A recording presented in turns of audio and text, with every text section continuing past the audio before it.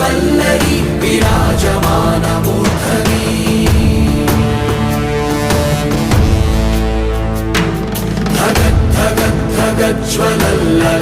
धगज्ज्वलल्ललाटपट्टपावके किशोरचन्द्रशेखरे प्रतिक्षणं मम